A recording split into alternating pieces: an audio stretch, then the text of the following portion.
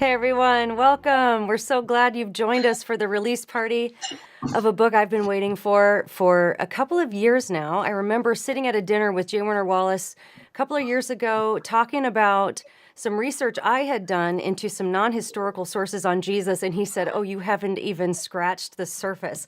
And he was currently at the time working on this book right here, Person of Interest. It is out today. We are so excited. I was so honored to be able to endorse this book. Here's what I wrote about this book. If you read this book, you will have to reckon with Jesus, not just as a historical person, but as Lord and Savior. This is not your typical apologetics book. This is not your typical apologetics book. And I'm so excited that we have J. Warner Wallace with us tonight to talk about this new work that he's been working on for a couple of years, doing tons of research on. But I want to just get a little bit of housekeeping out of the way first. We're going to take a lot of questions tonight. So if you have a question for J. Warner Wallace, either on Facebook or on YouTube, write the word question in all caps so that will get our attention. We'll be able to see that you've got a question for us, and we will try to get to as many of those as we can. We are also going to be giving away not one, not two, not three, not four, but 5 copies of Person of Interest to those of you who are watching with us live. So this is really important. If you want to be eligible to win a copy throughout our broadcast tonight, we're going to be giving away all 5 of these copies. All you have to do is leave a comment. So we are going to randomly choose comments both from Facebook and from YouTube. So leave a comment and you will automatically be entered to win one of these books. If you win, I will give you an email address to give us your address, and we will get that sent out to you right away. And so with no further ado, we're going to bring on Mr. J. Warner Wallace. Jim, thank you so much for joining us tonight. It's been a busy day for you, hasn't it? It has, but I'm indebted to you. Isn't it great how God works? So we met in this weird way through Cross-Examine Instructors Academy, and now here you are doing this huge service of allowing us to do a party on your channel. I'm indebted to you. Thanks so Well, much. for those who are not familiar with how much I'm indebted to you, I've talked about this on the podcast before. That a few years ago in 2016, I went to the Cross-Examine instructor training, and you were the first instructor I had, and you were the most intimidating person to me. Because I'm not, Why? well, you're this cold case homicide detective. I'm this flaky artist. I'm like, I have to give some kind of presentation, and I'm like, oh, he's going to hate this. But you were so encouraging to me, and you always have been. And so, I Well, mean, right away, it was pretty obvious right away that there's something so personal. I mean, everyone who listens to your channel, listens to your podcast knows. My wife's one of your biggest fans. So I mean, I think that we knew right away the minute I heard you speak that this was going to be something special that God was going to use. But he already had been using you and Zoe mm, Girl. And by the way, you know that I was a youth pastor for years, and I used a bunch of Zoe Girl stuff in my. We used to do missions trips where we would take yeah. our youth group to different projects and adventures, and then after I would always have somebody there, a student with the camera, who would be filming everything, videotaping everything. But no tape, videoing everything. I'm sounding like an old guy. But afterwards, I would take it and I would post it out to the students afterwards. So I would create a video and I would post edit it, and then I would use it in church the next Sunday so that everyone could see what what did the prior Sunday, and also to encourage students to join us the next time we did a project like this. So I always needed music. And so I would use a lot of your music as I should probably send you some of those videos, but just to kind of as a soundtrack for the videos we would do. So yeah, so I knew your work, and you got to been using that way for a long time. And it's just interesting though, that even though you may be gifted in one area, you don't know that it's going to translate or it's going to shift into some other area. That's what I was so impressed with you, was that I realized these are two what people would probably think are almost mutually exclusive areas of ministry Yeah. that ended up, yeah. So how great is that? So It's so interesting, great, right? and I'm so thrilled Yeah. that we've been able to kind of grow this platform to be able to promote this. I really feel like in many ways, this is kind of like your magnum opus, isn't it? This is like the I didn't ultimate think of it that way. investigation. Yeah. So tell Well, tell a for lot of it anyone was who's we go ahead. oh, I was just going to say, for anyone who's unfamiliar with your work, I can't imagine Yeah. there's many out there that aren't, but just give us a little snapshot of your story, because you have a very unique story, not just coming into Christianity, but coming into apologetics that would even lead you to have the certain skill set you have to be able to write a book like this. So just give us a little overview of your story. Well, I didn't see it coming, So like I was somebody who, for the most part, didn't think much about God, and it was not part of my upbringing. It was not part of my worldview here in Los Angeles County in the '60s and '70s, growing up in this area. Didn't know any Christians really. My wife, though, Susie, she definitely had a different experience in the sense that she knew something about God and Jesus from a kind of a culturally Catholic perspective. But I will tell you that in the first 18 years we were together, we never talked about this. It was never a part of a discussion. Um, I was more than willing to go with her, I thought on Christmas, do you go to a mass? Maybe sometimes. That was kind of a cultural, but it doesn't mean but I honestly thought it was just a cultural thing. And so I never saw this coming, that she would ever want to go to church. And so when she said she started wanting to go to church, take the kids to church, we had kids now we had two boys and they were young.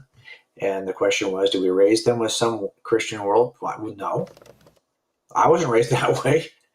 I don't, if you want to, I'll go. I'll be part of it. I mean, I will support you in this, but I didn't see any need for it. But the pastor was clever enough to pitch Jesus in a way that was intriguing to me. He said that Jesus was the smartest man who had ever lived. And it was a big church. And we were there for probably about 2 years. And the first day he said this, and I remember it stuck with me. It intrigued me enough that I went out and bought a pew Bible, because I thought, well, what's so smart about Jesus? And that is honestly what started me working the case for Jesus. I was at the time I was working undercover.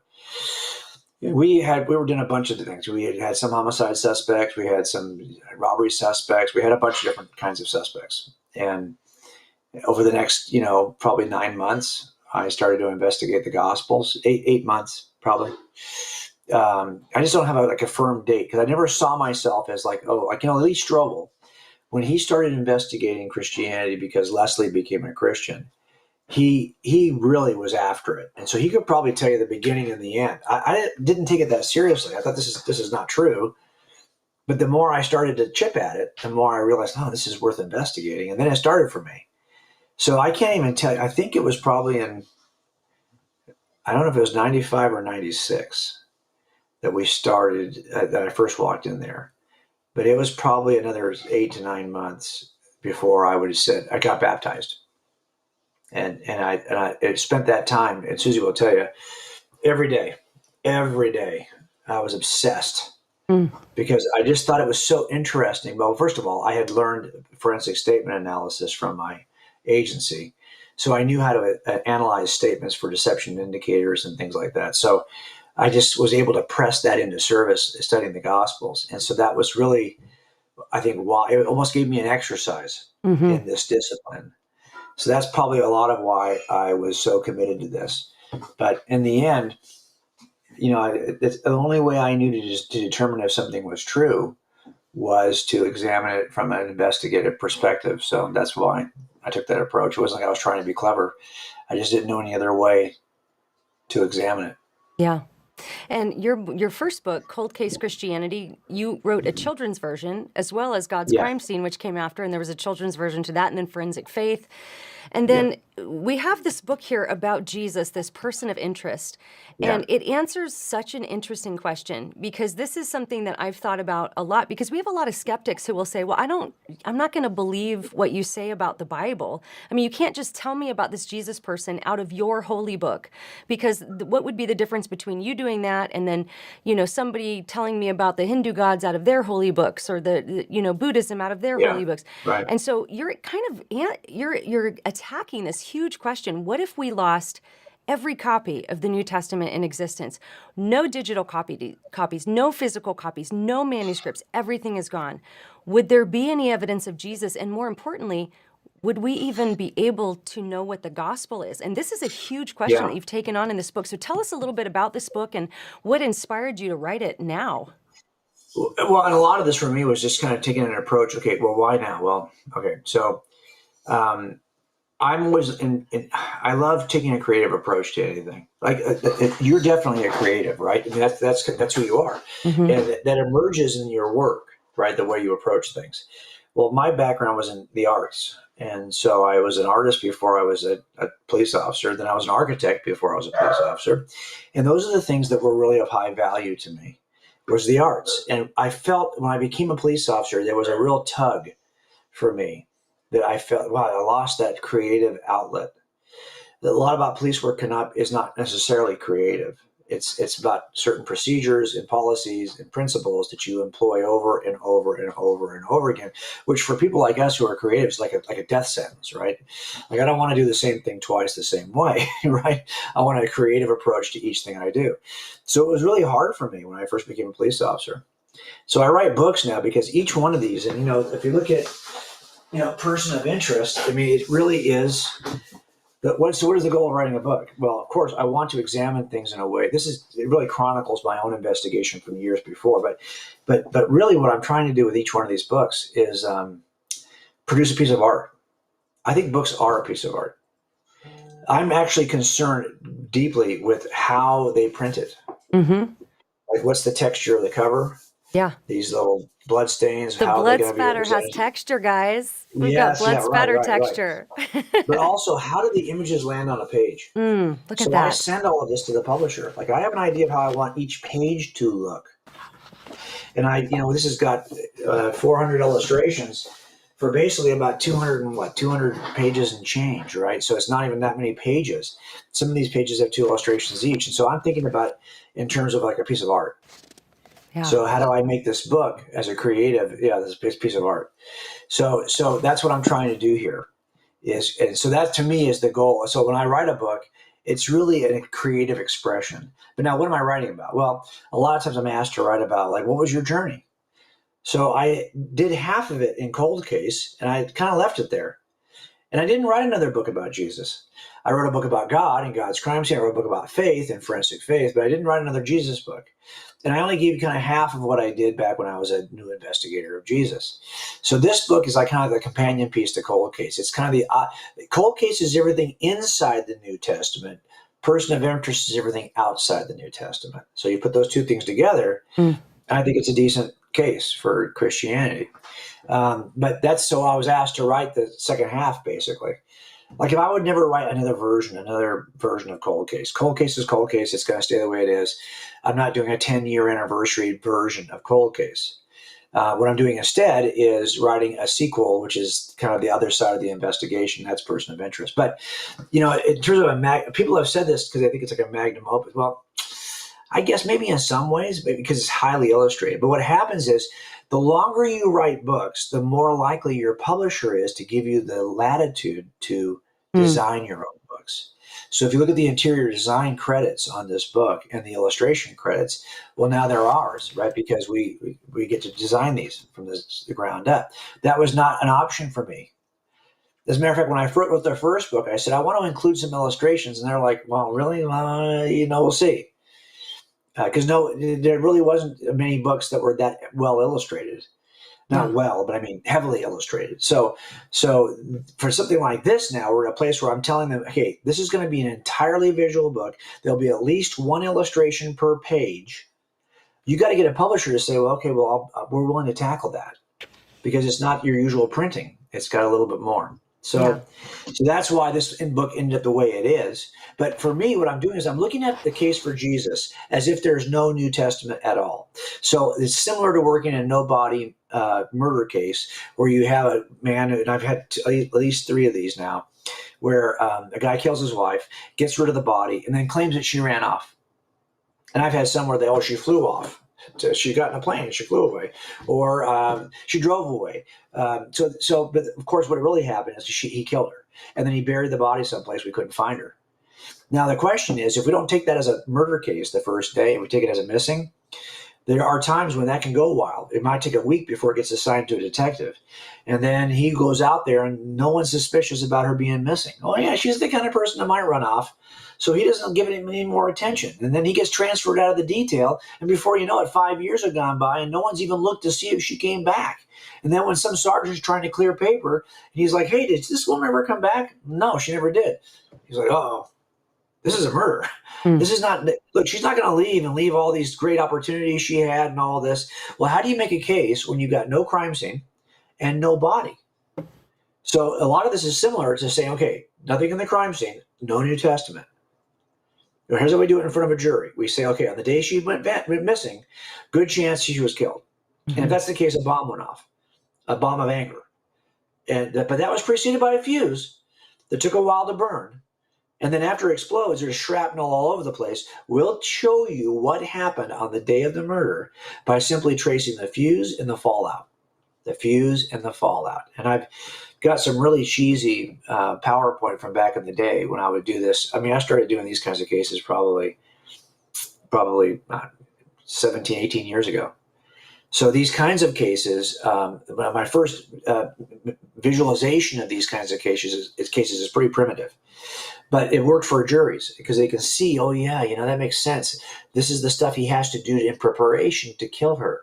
And all of that stuff seems consistent with somebody preparing to kill somebody. And then afterwards, he does all this kind of cover-up activity that seems consistent with somebody in the fallout who's trying to obscure the fact that he killed her. Well, I thought, could we do the same thing with Jesus? If we had no New Testament, no evidence in a crime scene, could we make a case for what happened in the first century with Jesus of Nazareth, that bomb that went off, by simply tracing the fuse and the fallout of history? And that's what we do in this book. So this book is all about everything that you could learn about Jesus, even if you had no New Testament documents. Every one of those have been destroyed. That's the goal. Well, I love some of the connections you make in this book are so fascinating, and I want to get into some of that, but we should probably give a book or two away to get us started here. But first, I want to look at some comments that people are leaving. David Walcott says, woohoo, phenomenal book. And by the way, I want to thank David for helping moderate on YouTube. He's helping to choose the random winners today, so everybody tell David thank you. Made by Ava says, this is so cool. Made by Ava also asks, will this be on audiobooks? I'm assuming it will be, yes? Yes, it's already out. I recorded it probably a month ago. So yeah, it's already available. Did you do the voice? Audible. I did. Yes. Yeah. I'm so glad. I'm so glad. Yeah, I love actually, when authors read their own on my books. Twitter feed. I think I posted on my Twitter feed the first. I think chapter 1 is available from HarperCollins for free, so you can kind of listen to one chapter. Awesome. So, man, yeah. people are loving this. How lucky can we be? I need that book. Hello from Texas. Well, you know how this is. Here's the thing about it too, and you know this. I mean, you know me, and I've said this before. I hate selling books. I hate selling books at events. I hate selling books online. The worst part about writing books is marketing books. Because I feel like as an atheist, the thing that I was always suspicious of was that these Christians are always selling something. But you know me well enough to know that, well, first of all, you know that an apologetics book for the most part don't sell. Like you're not going to get rich selling apologetics books, okay? It's a very small niche. But number two, I don't have that. I mean, I have a pension. This is not my career. This is the stuff I get to play with in my retirement. And I'm so uncomfortable about having to sell books. I don't know if I ever told you this, Alisa, but the first book I wrote, I asked the publisher, I said, hey, if you could take and show me that you're spending every dime of royalties on marketing for the book, I don't need to have any royalties from the book. I'll take zero. As long as you can show me that you're using that money to get the word out about Jesus. And they said, the problem is that, and this is back in 2013, we just don't have that kind of system in place to market books. Like we don't have a marketing team we could even spend that money on. Yeah. Post Amazon, it's all changed. And so I thought, oh, geez, okay. So he said, thanks for the offer though, but we just don't have a team in place that we could use that money. So the reality of it is I always say that anyone can write a book. Getting someone to read the book, that's the trick. Yeah. So, well, I have no shame promoting your book. I'm very excited to be promoting your book, Person of Interest. Let's go ahead and give a couple of these away. So I have 2 winners already from the comments. We have the first book going out to Gary Allen Van Riper. So Gary, congratulations. Email contact@alisachilders.com with your address, and we will get this sent out right away. So Gary Allen Van Riper. You must email in, by the way, to get your copy. And the second one is going out to Kathy Baldock. So Gary and Kathy, congratulations. You've both won a copy of Person of Interest. Gary Allen Van Riper, Kathy Baldock. Email contact@alisachilders.com with your address, and we will get your copy sent out to you right away. So Jim, I've got a question here from Christopher. The question is, what is actually known about Jesus from non-Christian sources? How do you know that he existed at all? Well, of course, the earliest non-Christian sources would be more valuable than later non-Christian sources. Now, I've got to ask the question first, though, is that the assumption in that question is that I could only trust a non-Christian source. And I think it's a faulty assumption, if I'm honest with you. Now, in the book, I've got a whole chapter on literature, so you can see the course of how it is that people have responded to the person of Jesus in the form of written literature. And I've got all of the voices in the first 300 years. The reason why I picked those 300 years is because I knew that, power corrupts. And at some point, Christianity becomes the religion of the Roman Empire.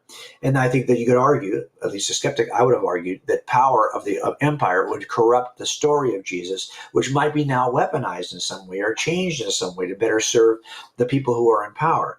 But that period of time for 300 years before the Edict of Milan, which and the Edict of Thessalonica, which at least either allowed Christianity to exist without persecution or embraced Christianity as the religion of the empire. In that first 300 years, you go through periods of either persecution or some form of tolerance, persecution and some form of tolerance, back and forth, depending on the emperor. And if you look at that, okay, that's the time I'm most interested in. What were people saying about Jesus during that period of time when, for the most part, Christianity was often driven underground and back up again and driven underground again? I think that's probably going to give you the truest form of Christianity in the pre-Roman Empire acceptance period. So I'm looking at that period before 325 AD. And if you look at that period of time and you trace all of the voices, and I have a complete list in the literature chapter, and I think it's a pretty robust list. As a matter of fact, I sent that list to Gary Habermas, who is an expert. I think he's the foremost expert in the resurrection, because he is writing his magnus opum on the work of what's been said about the resurrection historically. And I wanted to make sure he kind of said, hey, I'm hearing these voices in antiquity. And I kind of gave him my platform. I said, here's the idea I'm using. I find there's like 92 voices that are non-Christian voices in the first 300 years that are recorded on ancient manuscripts. But the question becomes, well, why would you trust something in 300 when it's that far removed from the actual event? So I get that. So we can trace the earliest non-Christian records of Jesus. But to be honest, that assumes that you don't trust the Christian record for some reason. Oh, yeah, because they're biased. They're Christians. They didn't start off as... Matthew did not start off as a Christian. He's a guy named Levi. If you're looking for the guy who was not in the group of the disciples of John the Baptist, a guy who's not part of that group, because I can understand you might say, well, that group, they kind of were expecting a Messiah, and John then points to Jesus and says, there he is, the Lamb of God, takes away the sins of the world. So they just followed John's instruction and joined the group. That's not Levi. Now, Levi's outside the group and is really not really respected by the group, but joins the group. And then after 3 years of watching that nonsense, he's writing a gospel about it. Mm-hmm. So if you're looking for that guy who's not in the group, who then ends up being a believer on the basis of what he saw, can you really call somebody biased who simply ends up believing in something on the basis of what he saw? I actually think if you were in tight enough to write a record of what it is Jesus did, well, now you're a Christian. So now you're going to say you're disqualified. Is that fair? It's only fair if you start off believing Jesus is the Messiah. But if you didn't start off believing that, but you ended up believing that on the basis of observation, it seems fair to me to include that record. But aside from that, I've got a complete list of all the ancient voices that are documented in one way or another: Jewish, Greek, Persian, Roman, Egyptian. You'll see them all in a complete list. Now, what we did here, because the book, I think our PDF file for this book is well over 250 pages. So I pushed it off as a PDF file. So the case notes, because it would be twice the size of the book, would just be case notes. So I've pushed that off to a PDF file. So when you buy the book, you'll see there's a link to the PDF file. You can print it or save it. Because I think all of this data related to, well, who am I quoting? Where am I getting that information from? It's all in the case notes. But there's a ton. Yeah. There are more non-Christian voices in the first 300 years describing the life of Jesus than there are existing Christian voices of the church fathers. There are more non-Christian voices than there are Christian voices. It's fascinating. That's really fascinating. I have a very interesting question here from Zahir. And this is something I've kind of thought through myself and tried to land on. But the question is experience a form of evidence? Because, of course, when you're observing things, that's part of your experience is the observation. How does that all work together for you? When you ask that question, what is experience a form of evidence? Yes, clearly it is. So even if you said I had an experience of God, is that evidence? Yes. But all experiential evidence must be tested. Observations are only by a loose definition of experience. So for me to say I observed in a group setting, 4 people observed something as eyewitnesses. When we say 4 people experience, you could say that 4 people experienced something. But typically when we say, well, is my personal experience a form of evidence? What we really mean is it's not confirmed by anybody else. In other words, it's not like 5 of us saw this crime and we all are reporting it later. That would be an observation, of eyewitness testimony. What we mean is I've experienced something so personally that I can't, unless I tell you about it, you wouldn't understand because we didn't experience it in a group setting. I experienced this personally. Now, is that a form of evidence? Yes, but all experiences must be tested. And so although I think experience can be a form of evidence, it cannot stand on its own right unless you test it in some way. So if you said, hey, you know what, I had an experience. When I was living with my girlfriend for 5 years, we knew that God was in our relationship. We experienced God on a daily basis. Okay, well, first of all, if it's outside the will of God, the moral will of God, as stated in Scripture, then you've had an experience, but it may not be of God. So all these experiences have to be tested against what the Christian worldview. By the way, how many people do you know who've had an experience as a Mormon? Tons. As a matter of fact, I got 6 brothers and sisters who all raised LDS. At some point, they would rely on an experience they had that demonstrated for them that Joseph Smith's a prophet of God and the Book of Mormon is true. So does that experience mean that Book of Mormon is true and that Joseph Smith's a prophet of God? Well, no, it's got to be tested in some way. And this is why it's so important for us to be able to say, well, is there any exterior? This is why people will say, well, are there any non-Christian sources that confirm this? Right. But in the end, the problem you're going to have is that you're looking for somebody who was in that group of 12 who could have, well, if you're in that group of 12, you watch that stuff for 3 years. There's a good chance you're writing that from the perspective of somebody who believes it's true because you saw it with your own eyes. And you would automatically disqualify that group, right? Because you got to be a non-Christian. But then if a non-Christian comes up in the first century, you disqualify them because you say, well, it's too late. Well, the people who are timely, you've disqualified, and the people who are non-timely, you've disqualified. It's kind of hard to get behind that, then, right? How do you work around those restrictions? Well, this book answered a huge question that I've had, and I've tried to think through, and so I think it through like this: Jesus was born, 4 BC, something like that, somewhere around there, but human history goes back thousands of years before that. So when we think about how many people were born and lived and died during that span of years, it can almost seem like if God wanted to save the world and send a savior, why wouldn't he have done it sooner? Why let all of those people be born, live, and die in that period of time? So the question would be, why wouldn't Jesus have come earlier when all the people who lived before him could have heard the gospel? Why did he come exactly when he did? Right. Well, for a lot of this, then comes the question, okay, so how are people saved prior to Jesus? And that's a different kind of question. And I think there's a number of different ways that theologians have resolved that question, right? Like, what do we do before there's a savior? What do we do with people if we think that our beliefs are that putting your trust in that savior is what saves you? Well, then what do you do with people who are born before the savior? And so, of course, there's a certain criteria you would have for people who are born before the Savior arrives. The same way there are certain criteria you would have for people who might die before they are cognitively aware that there is a Savior. Right, so we would have there's certain kind of categories here. That doesn't provide a stumbling block for me, but one thing it does provide a question I wanted to answer is, why does Jesus come when he comes? And I think that's why the fuse is so important. As you study that history that leads up to Jesus, you will see that there is an optimal range in which Jesus can come and have the most incredible impact on the world, which he did. And it might just be that God has orchestrated history in such a way so that when he does step into history, it creates the biggest impact, given what he knows about fallen humans. And we are fallen enough to want to resist the truth about God. So I think that's part of it. So that's why I trace three different kinds of strands of this fuse: a spiritual strand, a prophetic strand, and a cultural strand. And so I'm looking at things that are both within the Judeo-Christian tradition and things that are outside of the Judeo-Christian tradition.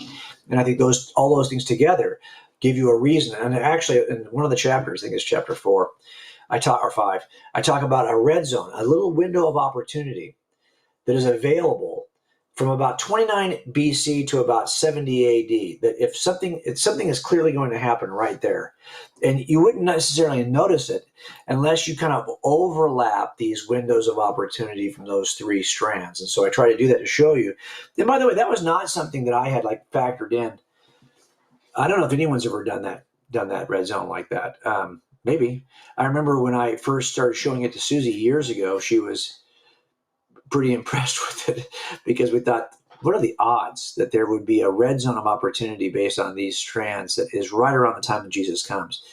But as I worked it and kind of realized all of those factors for this book, because now what I'm trying to do is I'm trying to research it to a point and give you footnotes to a point where you can kind of decide if it's true for yourself. I had someone offered an objection recently. Well, Jim, you're not quoting a lot of other academic sources. No, I'm not.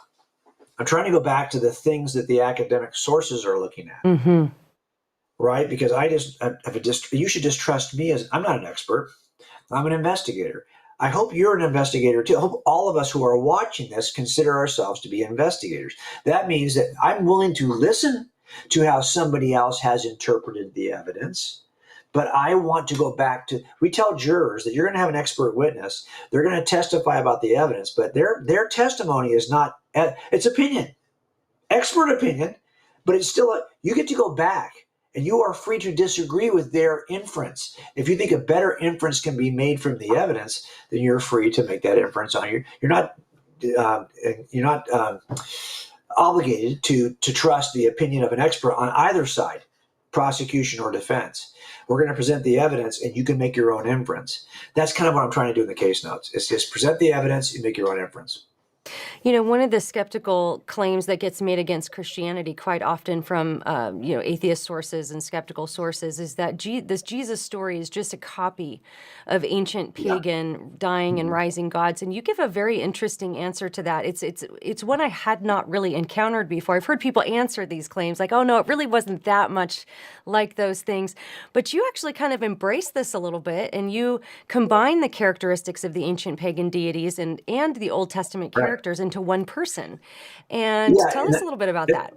Well, it's controversial for sure, I think, because I think the people, so I'm looking at it from the perspective, okay, well, first of all, yes, I did examine all of the ancient mythologies to see if these similarities, they aren't that similar, but they are similar in terms of broad categories. So if you said, well, look, our mythology, our deity emerges into the world in a supernatural, unexpected, unnatural way. Well, Jesus enters into the world in an unnatural, unexpected, unexplained way too, right? Born of a virgin. But your deity may be like Mithras, who emerges out of the side of a mountain, leaving a cave, and it's where he comes out of the mountain. That is supernatural. But to say that is somehow, well, it's similar in the sense that they both emerge into the world in a supernatural way. But beyond that, it's not that similar. And how many people have compared Mithras to Jesus? A ton. But they haven't been careful about examining exactly how it is each emerges into the world. Here's what is similar. There seems to be a similar expectation that if there is a God, he would violate certain natural rules in terms of how he enters into the world. Well, that's, I think, a reasonable expectation. So I went back and I looked at all of the similarities between the God, the supernatural similarities between the gods, because this is what people think of the gods. Now, someone recently said, well, yeah, but there's another similarity you didn't mention. A lot of these gods are debaucherous, promiscuous, kind of cheating on and stealing wives from other people. Well, I'm only looking at what we would consider to be divine. If I'm not considering fallen attributes, because it is true that in many of these mythologies, they also possess the fallen attributes of humans.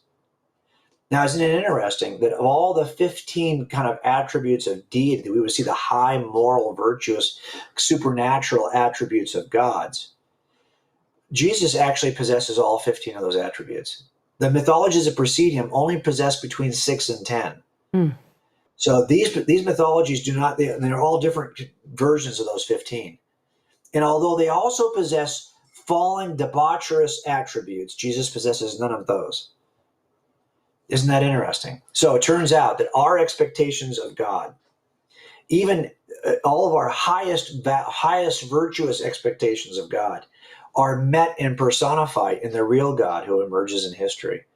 Yet all of our descriptions of the gods that are fallen and human and debaucherous are missing from the person of Jesus. Mm. Isn't that interesting?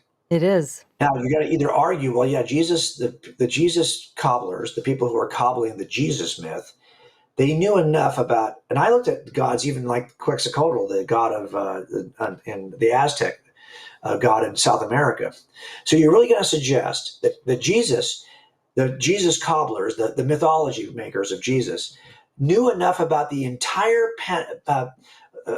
pantheon of myths to cobble this myth together. And were trying to do it to convince Jews that he was the Messiah, the Jews who would reject any reference to paganism. I mean, Right. okay. So people say, wasn't that possible? Of course, yeah, anything. I always say yes to anything's possible. Anything is possible. It's possible that we're not even doing this show right now live. I've recorded my part, you've recorded your part. We did it 3 days ago. Anything is possible, but not everything is reasonable. And so for me, I look at this and I say, okay, the most reasonable. Now, here's what's interesting. And C.S. Lewis puts it this way. Lewis says that Jesus just happens to be the true myth. He uses the word myth not as a word that means false story, but as a word that means a narrative about deity. He says that Jesus is the true myth from the mind of God, whereas the other deities are the false myths from the minds of the poets and thinkers of antiquity. And that's true. And this is what Paul's kind of doing on Acts chapter 7, Acts 17 on Mars Hill. Oh, you people are pretty religious. You worship a lot of different gods. Let me tell you about the real God. So it's not as though those who were teaching about God, about Jesus, were unaware that there were similarities. But in fact, but they knew that Jesus was the full embodiment of God. Everything you could possibly imagine and expect about God, including all of the typal expectations of the Jews, who describe Moses in a way that resembles Jesus, Joshua in a way that resembles Jesus, Jonah in a way that resembles Jesus. Even those typal expectations of the Jews are met in the person of Jesus. Now, why would God do it this way? Why would God take the expectations of pagans and the expectations of Jews and arrive meeting all of those expectations? Well, it turns out that there's a relationship between the expector and the expected. The more the expected matches the expectations of the expector, the better the response. Yeah. And the only people who won't respond are those people who really won't bend their knee to a response in the first place.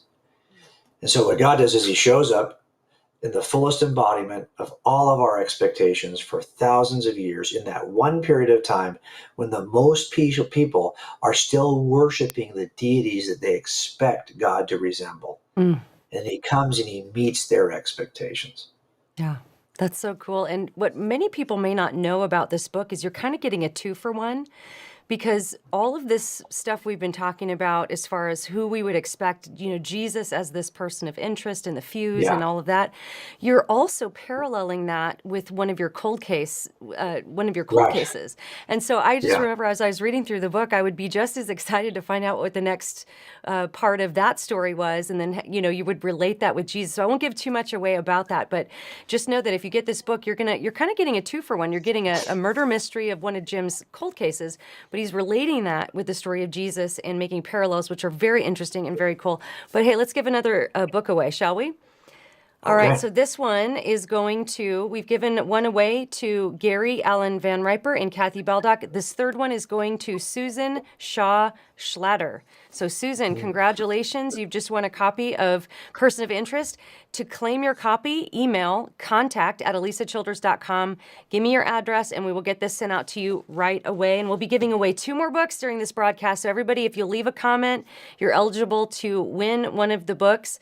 But let's go to a comment here. A question here. This is from DD. And the question is, could this approach be a new neutral tactic we can use to interact with unbelievers who don't want us to quote scriptures? And then he says, our precept friends won't like my question on neutrality. And that's just a debate over the nature of Yes. apologetics. We won't get too deep into that. But could this be a neutral tactic, Jim, that we can use with unbelievers who just aren't going to be wanting to hear a bunch of Bible verses trying to describe Yeah. who Jesus was? Well, I've heard people who talked about the book already. They've said, "Hey, this how persuasive is it when you don't? I mean, how evidential is this approach?" I look at it this way: everything is evidence, and everything can be used evidentially. What you find in a crime scene can certainly be used as evidence. What's missing from the crime scene is also evidential. What somebody says is evidence. What they could have said but failed to say is evidence. What people did is evidence. What they could have done but failed to do is evidence. So everything counts as evidence. And so this approach we're taking here, I think, is part of a larger cumulative case. So I never think any one book is going to give me the silver bullet. Is this going to give you an approach you can take with people who won't give you time to, maybe they don't want to hear about the reliability of Scripture. They don't trust the Scripture. The basic gist of this book is this. There's no reason to believe that someone like Jesus of Nazareth, not even the only person who claimed to be the Jewish Messiah, there's a bunch more who claim to be the Jewish Messiah in history. I don't know if you knew that or not, but there's a bunch. And I mentioned them in the last chapter of the book. But this guy, who's a nobody, raised in a nobody town, nowhere town, born in another nowhere town, never traveled more than 200 miles from the nowhere towns, who never really had a family who had any means to give him an education like you might see, wasn't raised under the royals, never governed a nation, never ruled an army, led an army, never wrote a concert, never wrote a poem, never wrote a book, never had a family of his own and kids to carry on his legacy, was pursued by the people who called themselves religious, hunted by the people who were in power, denied by the people who said they loved him, betrayed by the people who said they were his friends, falsely accused, falsely mocked, never had a social media platform. This is a guy who was then falsely accused and brutally beaten and then executed unfairly on a cross and then had to borrow a grave for it to be buried. This is the guy who changes history. If you didn't know what initiated the Common Era and you went back to the first century and you looked at everyone who lived in the first century, I've got a list of those in the last chapter. None of those people are responsible for the Common Era. As a matter of fact, all of them, most of them you won't even recognize because they really didn't have any impact at all. Yet this guy, now, this makes sense if he's more than just a man. If you would expect this, and by the way, I think those 6 chapters on the fallout that talk about the impact he's had in literature, the arts, music. I got by the way, Zoe Girl's in this book. You saw that, right? Yes. Zoe Girl's in this book, yes. So I mean, in education and science and world religions, if you look at the impact Jesus has had in those, I think that the better explanation for what, if God enters into his creation, this is the kind of ripple effect you'd expect him to have. But if this is just another average Jewish sage in the first century, I don't know why I would expect any of this to happen. Yeah. There's something different about Jesus, even in the sense that there were religious figures who predate Jesus, Buddha, Hinduism, Indra, Krishna, Zoroaster. Those systems, once they get past into the common era, they all modify or mention or merge Jesus in their systems. Everything that follows Jesus, Baha'i, Islam, different forms of Islam, Ahmadiyya Islam, all these different forms, they all will include Jesus as part of their story. Yet Jesus makes no room for anyone else. He's that one suspect. And I often say this, that when you're working a case and you have 6 suspects, and I had a case one time I had 8. 8 guys who at first could all have been the killer. And it was looking bad. But in the end, as you work these guys, one ends up standing out as an anomaly. He has a unique relationship to the victim, unlike the other 7. He has a unique opportunity in his schedule that makes him available to do the murder, unlike the 7. So in the end, the 7 have a bunch of bland kind of features that are in common. The one stands out as the anomaly. That's probably your guy. Something happens similar here to Jesus, is that he is the one outlier who makes no room for anybody else. They make room for him. He makes no room for them. And of all these works-based systems that argue you have to do something, be something, approve something, live something in order to be something, that's not Jesus's view. He's the one outlier. So he's the one system that says you can know now that the highest offer that God has for you is available to you. If that's heaven, if it's nirvana, if it's whatever it may be, you can know now that you are saved in that way. And he's the one source that can do that. So he's the outlier of all of these other systems. And that should tell you something about, there's something different about Jesus. Yeah. It's so fascinating. And you mentioned your study into some of Jesus' influence in the arts and music and some of these things. And so I've got a question here from the Christian Manifesto. And the question is, in the book, you talk a lot about how Christians influenced art, education, literature, and so forth. What did you learn from that study as to how we can best leverage those ideas now? Well, what I've learned is that we have voluntarily surrendered our position. That's what we have. Seriously. I'm angry about it. If you study the history of science, you'll see that Muslims had a huge impact on the sciences until about the 12th century. And there's some question about why it is they kind of dropped off the map. Most of it has to do with the theological understanding related to the Quran. If everything that's revealed about nature is revealed in the Quran, then anything you might discover by your scientific explorations that would contradict the Quran would be useless information, because the Quran's information would trump it. So what's the point in doing all that? Now, there's a book called The Closing of the Muslim Mind that kind of explores some of these theological notions. But what I discovered in examining the history of science is you see this huge input, all kinds of input from Muslims. And then all of a sudden it just drops out. Now it's all Christian. Now, could we do the same thing now? Could we actually drop out of our engagement of the sciences because we hold a philosophical or theological view that now is somehow, look, for generations, for centuries, Christians believed that their exploration of the natural world was an act of worship, to think God's thoughts after him in the natural world by discovering something about the nature of God as it exists in the natural world and is discovered by the scientific exploration. We could very easily voluntarily step away from that. But we would be stepping away from our historic leadership in an area that we should not step away from. I hate to say it, you telling me I don't want to be. So you and I are both in Nashville next month after the Dove Awards to talk about Christian worldview with Christian recording artists. Yep. And why are we doing that? Well, we're doing that because we've seen so many deconstructions in the last 2 years, 3 years, that we wonder at some point how well catechized are any of us before we engage in anything, including the arts. So we want to make sure that people at least know what Christianity is, right, before we make a decision about whether we're going to be singing about Christianity or doing movies about Christianity or writing books about Christianity.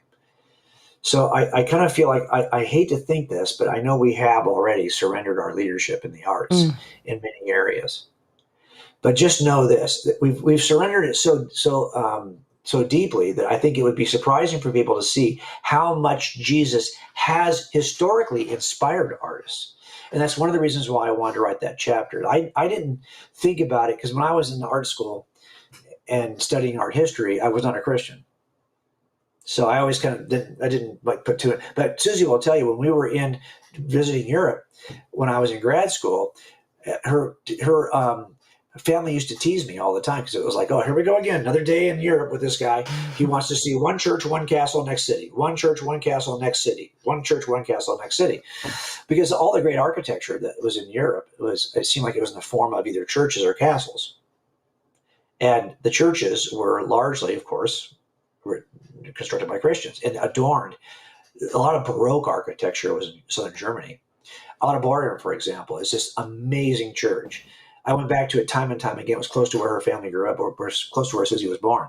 And so we would go and just look at this church. It's unbelievable. You can't even tell where the structure of the church is. It's so well adorned, and the architecture is so curvaceous. It's just amazing. And it's all Christian architects doing this work.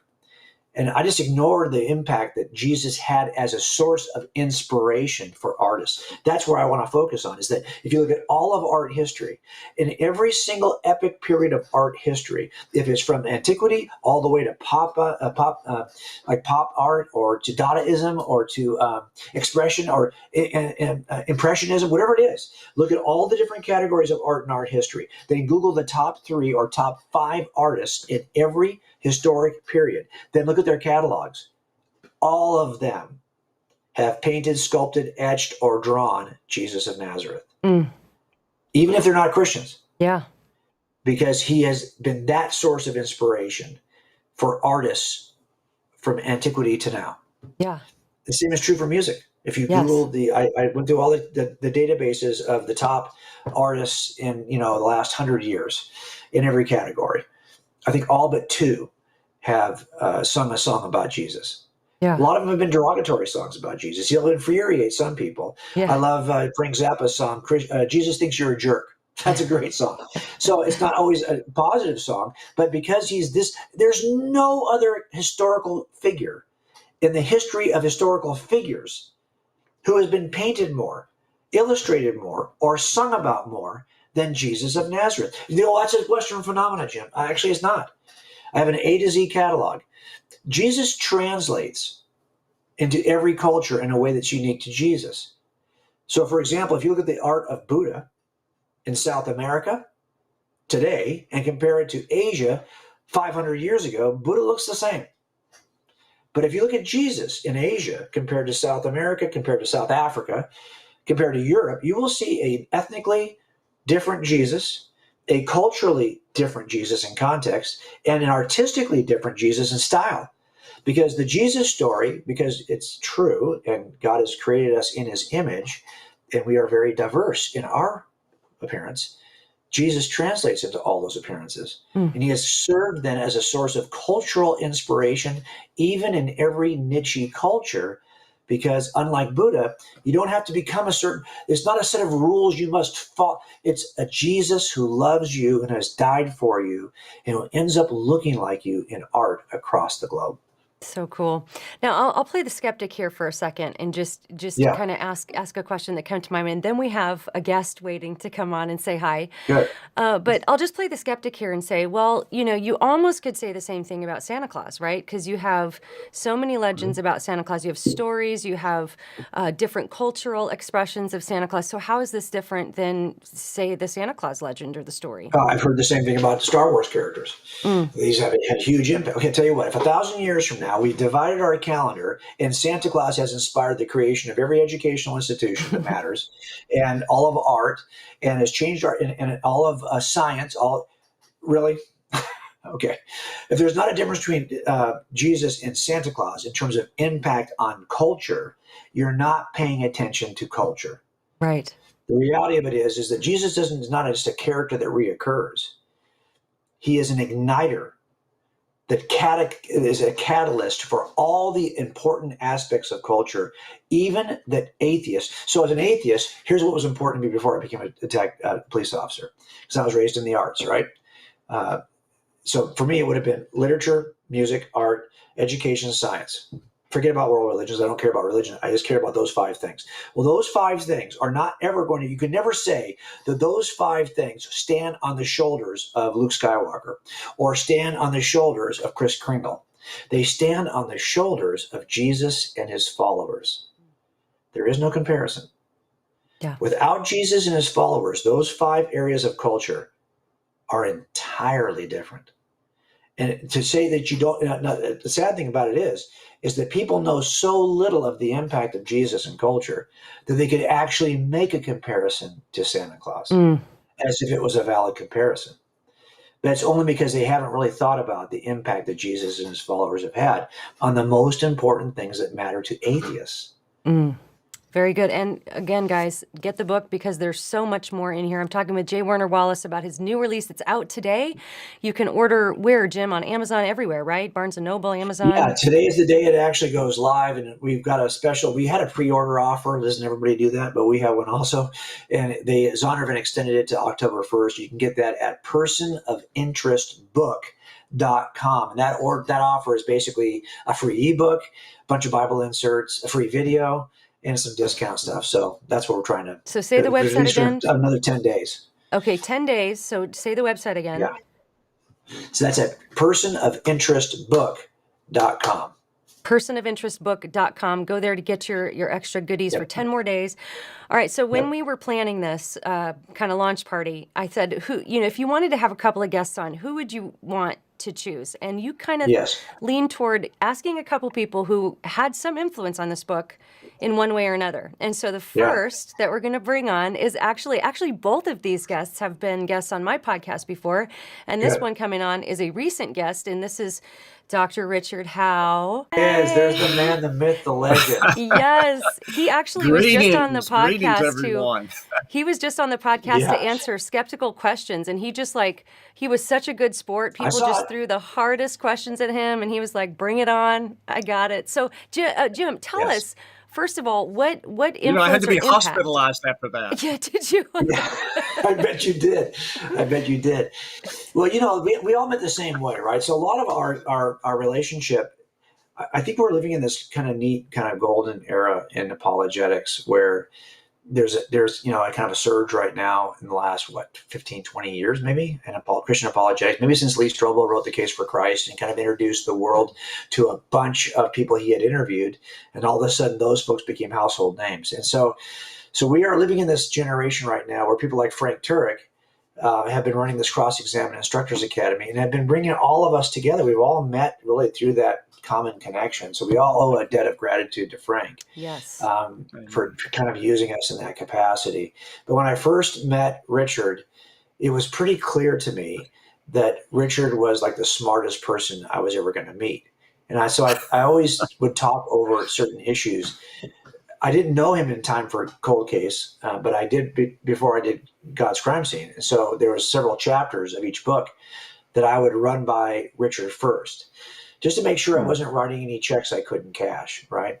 And a lot of that is because, as a detective, you're constantly engaging expert witnesses. I'm seeing this in the DNA. Am I right?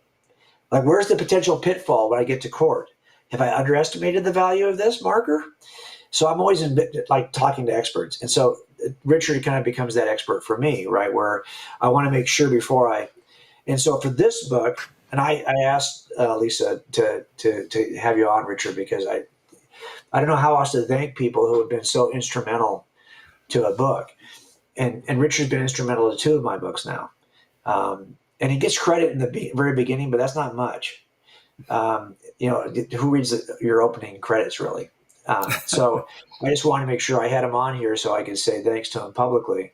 But that whole part of the science chapter where we talk about Galileo, I knew that I didn't want to get rabbit trailed into the discussion of Galileo when I'm trying to make a case for the overall impact of Jesus and his followers on the sciences. But I knew that was going to be an obstacle for a lot of people. You can't ignore it, because if you do, then someone's going to say, well, that chapter's disqualified because he didn't even discuss Galileo.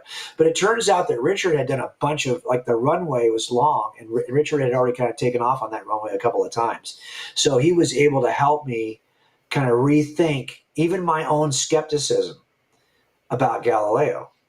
So really, that part of the chapter, I think that's chapter 9, on the sciences, that entire section about Galileo really is just I'm just channeling Richard Howe.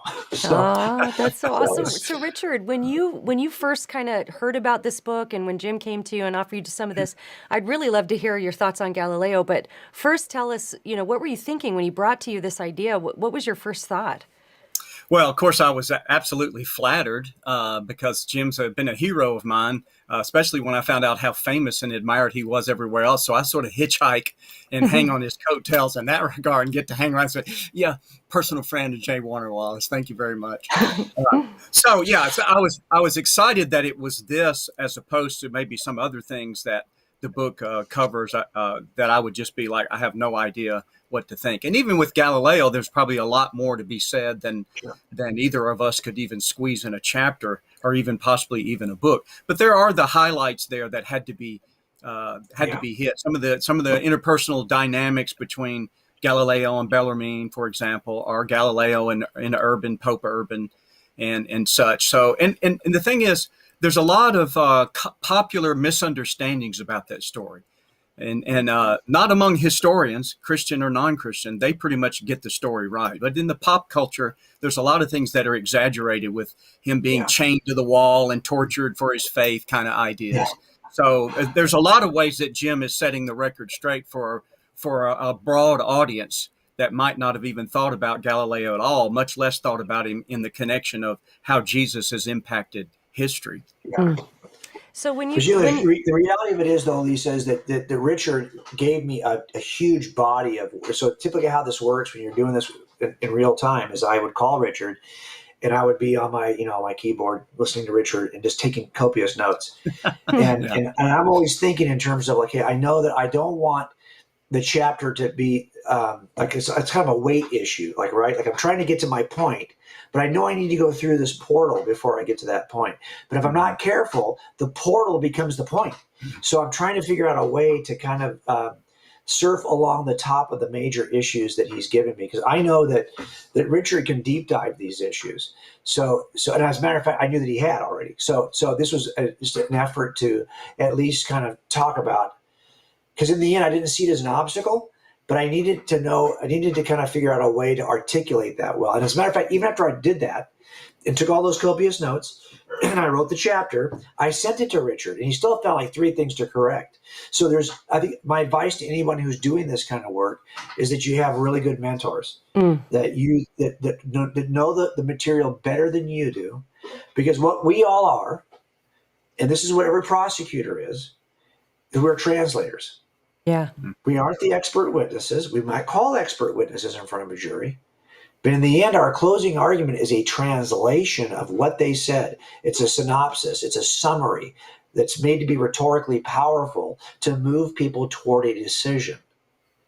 And that's kind of what I try to do in my books, as I'm taking the testimony of expert witnesses and I'm trying to shape this in a rhetorically powerful way to move people toward a decision. Yeah. So that's the kind of, and I have no problem. I'm not an academic. I don't pretend to be. Yeah. And so people will say, well, this is not an academic book. Right. Right. Yeah. No, I love that point, and it's so important because sometimes on my blog comments or on YouTube or something, someone will say, well, what authority do you have? You're a pop singer. And I'm like, I have no authority. I have absolutely none. I'm quoting the authorities. And so I did the same thing, Jim, with my book, Another Gospel. I sent it to several different scholars of related fields to say, okay, look, is everything I'm saying here accurate? Is this portraying the evidence? Am I giving enough that it's, fully orbed, or, am I missing some things?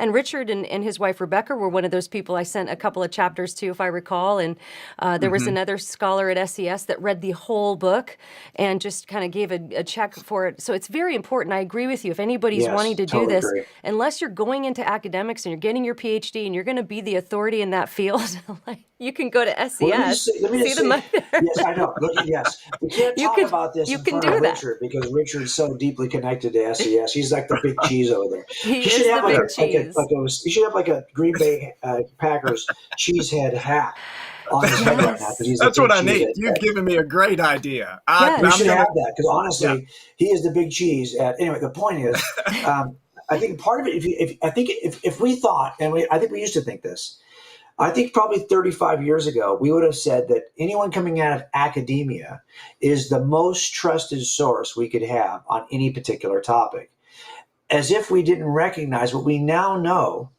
are some pretty important presuppositional biases that exist within the academy.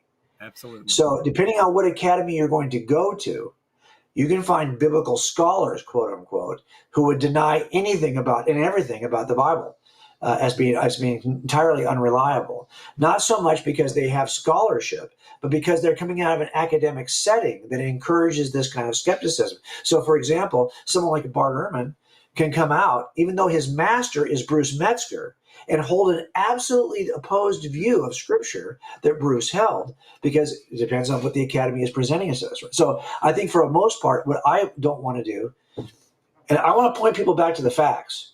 So I really need someone like Richard to help me get the facts right. Like, what is the relationship between Pope Urban and Galileo, and what are those facts? And I'm doing a lot of other reading also, but I knew that I had read a lot about, and this is why I contacted Richard. I had read so much about Galileo that seemed rather academic, and I just needed, okay, I was having a hard time synthesizing. So what are the most immediate facts from this that I can derive? And he'd already done that. So I was able to kind of take his talking points. Then I said, okay, that makes sense given what I read. Okay, that's a good point. I hadn't thought of it that way. Included that. These are the kinds of things that are so valuable to those of us who are trying to make a rhetorically powerful presentation. So, Richard, for those who are watching and they're just like waiting with bated breath to hear what is this issue with Galileo, can you give us a quick, just what is the claim that's being made, and what do we have to answer as Christians in regard to Galileo? Why does it matter? So there are at least two things that immediately come to mind, and I'm trying to remember how much of this Jim spent time unpacking, but just at least two come to my mind, having talked about this a lot. And I talk about it in the context of presentations that I do on popular atheism, the sort of non-academic marketplace atheism, and I deal with rhetorical arguments they make and scientific arguments and philosophical arguments. So under the scientific arguments that atheists make, either against Christianity in particular or religion in general, two specifically are connected with Galileo. One is the idea that Christians are sort of put out with the development of science because we've been displaced from the center of the universe with the Copernican model, and then it's pushed over the finish line more or less by Galileo. Then the Christians get real mad because before then we thought we were the center of everything, and now we've been sort of third rock from the sun, so we're no longer as important as we thought. And that's just a myth at several different levels, not the least of which this concept of being at the center of things as a privileged position is a very modern, oh, you think everything revolves around you. That was exactly the opposite in the Middle Ages backwards. You ask people, go, well, if you go up out from the world in the ancient thought all the way to medieval, what do you get closer and closer to? Well, you get to the angels and eventually to the gods or to God. So if we got displaced from the center of the universe, we would have been elevated in the minds of the medievals because we were moving closer to the gods. In fact, I've got some great pull quotes from Maimonides and Aquinas both, where they talk about being the center of everything. It's sort of like your shower drain. That's where everything goes, all the gunky soap and the hair. And so the closer you are to the center, the most ignoble you are. So that's a myth of Galileo. The other one was that that he becomes the poster child of Christianity's animus and almost trying to halt the advances of science. So he's that poster child. See what they did to Galileo.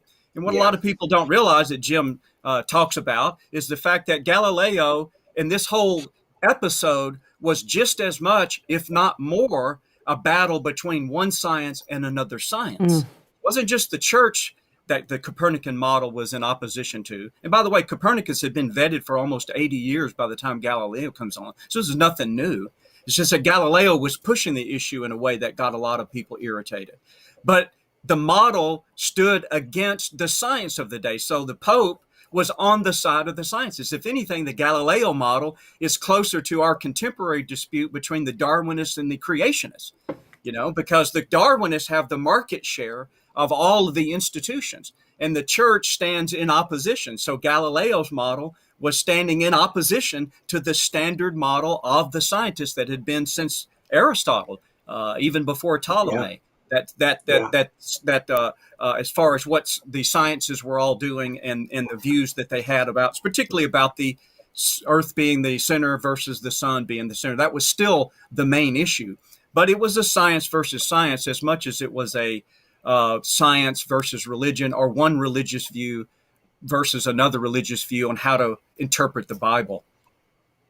And if you think about that for a second, that's the part of it that I was most interested in, right? Because what I was discovering we did this just as if it wasn't for COVID, none of this would have happened. But I had a couple of people had reached out to me in the last couple of years and said, "Hey, Jim, do you have a nonprofit? We'd like to be involved in your nonprofit." I said, "Well, I don't really have a nonprofit. I'm just an author who's tinkering around in my retirement." He said, "Well, if we can ever help you, we'd be willing to help you." So I reached back out to him. I said, "Well, do you want to do some research on a book? I could use some help." So we started researching the history of scientists. And I just said, "Hey, let's just do this in a way that's very, I have some academic books back here, but rather than use those and rely on those, because I don't think anyone's really done the work I want to do, can we just do a simple Google search?" Here's why I wanted to use Google. Number one, we'll support that stuff later. We'll back it up. But what I want to find right now is if somebody was if I make this claim, I want it to be publicly accessible and verifiable. And considering that, like most of the sources on YouTube, I'll be honest with you, they are not friendly Christian sources. So they've usually scrubbed the Christian identity off of any scientist who made any significant impact. And so I figured, hey, we're going to get the tip of the iceberg. We could mention probably a lot more because there's a bunch of scientists out there whose Christian identity has been removed online. So I said, just do me a favor. Just go out and start searching century by century for every scientist. Well, that list would end up being ridiculous. And then we went through those scientists and we said, how many of them are Christians, Christ followers? And we started to chart that. And I wanted to see how many people were involved in the Christian. So if you look at the history of science, the very people who would say perhaps that, the Catholic Church, for example, was anti-science, clearly you could tell that from the story of Galileo, are apparently unaware of how many science fathers came out of Catholicism. Because a ton of the science, so we look at all those disciplines, especially during the scientific revolution, in which most modern scientific disciplines were founded. Well, who founded those? Christ followers in the 16th and 17th century. A lot of them were Protestant Reformation, a lot of them were Catholic. But they were Christ followers, and they dominated the sciences. And then I started to see, as we were looking through the research, this guy's a father of this discipline. This is the father of this discipline. This is the father of that. I said, go back. I want to make a comprehensive list of all of the science fathers, because I have a bad feeling or good feeling that we're going to end up dominating that list. Sure enough, we dominate the list of science fathers all the way into the 21st century, even quantum mechanics, computer sciences, basic languages and computer languages. We have been involved in all of this. And none of these people ever felt like there was, by the way, Galileo never felt like there was a rub. It's not as though he said, okay, I can no longer be a Catholic. I can no longer believe in God or be a Catholic, given what I believe about science. No, he died. And the quotes I have in the book are his views of God post this entire event with Pope Urban. So all of this, he died he didn't see any difficulty in reconciling his beliefs as a Catholic with his work as a scientist. Even though he may have had a head-to-head kind of conflict, he did not abandon his faith. Yeah. And so there is no rub between these two. It's amazing to me when you read the personal journals of scientists throughout history who have written about Jesus and accept without a blink the miracles of Jesus, the resurrection of Jesus, the ways and the supernatural aspects of the Jesus story that you would think, well, no scientist would affirm that nonsense, right? Well, it turns out, and this is not just people who were ignorant, and they were in the 16th and 17th century. I have in the book, you'll see, I traced them all the way into this century. And that list is here's what it comes down to. We have to make a decision. Are we willing to abandon like we said before, we've abandoned it in certain areas. If we abandon our leadership role in the sciences, shame on us, because we ought to know better. We have historically led in the sciences. Why would we give up that point of leadership now? That's a choice. Yeah. And a lot of that comes down to, look, can you see how sciences have kind of been politicized even in the last few years? Little bit. A Okay. little bit. So you can see how there's a danger in which we could say, well, to be a true Bible believing, God fearing, Jesus following, Christian, I don't want to be part of that scientific. That's almost like anti-Christian, right? Mhm. Mm, No, no, no, no, no. That has not been how we have seen the sciences historically. Let's be clear on this, folks. We can still lead in this area, and that's a choice we have to make. it's good. Amen. Amen. Well, I think we're going to we have a little surprise that we're going to do after we say goodbye to Richard. But just before we say goodbye to Richard, is there anything else you want to say to him, Jim, or say about Well, him just to everybody yeah, I watching? just want to say this publicly because we haven't, everyone who knows me personally, and like you too, Alisa, we're both indebted to Richard in one way or Yeah, another. And so sometimes there are people who have such a gentle spirit that they don't draw attention to themselves. that's right. And if you don't have them on your show, to these people like me and you, like we can draw attention. you know, you have a YouTube channel, right? And so if we don't invite someone like Richard on the channel or we don't engage them in some way, Richard will continue to be the source of information that we rely on, even though we have a tendency to get all the credit. So I just want to say to you, Richard, you know how much I love you, and how important you have been to me personally and professionally in terms of this kind of work. So I'm indebted to you as usual. I'm glad that you're part of this book. Thank you. I can't say how much I appreciate just being a part of both of your ministries and the way that you've let me be. And if I'm ever able to do anything else for you, you know how to call me, email, whatever. And I always love to be a part. I just love both of you guys so much. And I consider it an honor to be connected to you the way that I am, especially through the CIA. It's really the highlight of my year when Yeah, we get to hang around for those yeah, 3 me days. too. So I look forward to Yeah, every opportunity. So thanks so much. Richard, tell everybody yeah, your for sure. website so they can check out some of your articles and work. You've got your PDF decks on there, everything. So just tell them where they Yes. can find Thank you. you. All right, thank you. It's richardghowe.com, HOWE. Don't leave out the G. It stands for good looking. Just so you won't forget that. For some reason, Alisa, audiences laugh when I say that. I'm not figuring out what's funny about that. But Not funny. richardghowe.com. And you just follow the links. And pretty much every presentation I do for all the classes and my public speaking, I've converted into a PDF file. So you can get all those slides that are in the PowerPoint presentation, and then contact me if some slide doesn't make sense because you didn't hear the accompanying lecture for it. Awesome. Yeah, that. By the way, that's a huge resource. You should have bought the URL smartestguyalive.com. Why didn't you buy that? That would have been perfect for you Mhm. How because about he is the funniest smartest guy? guy I'll go alive. for that maybe. Yeah. Yes. Okay. Good. All Thanks, right. Richard. Thanks, Richard. Thank you so Thank much you for so joining much. us. All right. Bye. We'll God see you. bless. Bye bye.